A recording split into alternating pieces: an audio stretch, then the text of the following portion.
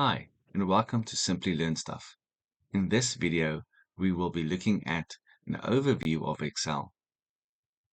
Excel has several rectangular blocks known as cells, and cells are also ordered into various columns and rows.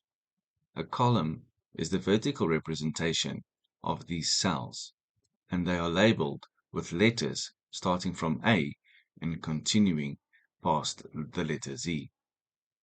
Rows are the horizontal representation of these cells, starting at 1 and continuing downward. The cell reference is depicted where the column intersects with a row.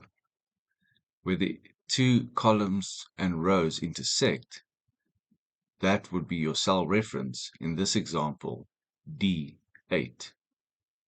The cell reference can also be confirmed in the name box above the column and row labeling. To the right of the name box, you will have an X, a tick mark, and the FX command button.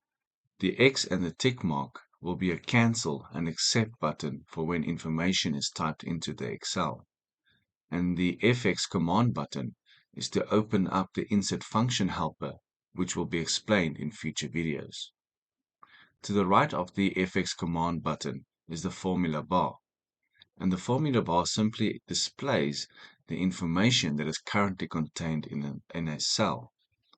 However, if there is a different formatted information within the cell, or an actual formula typed into the cell, the formula bar will show the original information or the formula, whereas the cell will display the answer of that formula.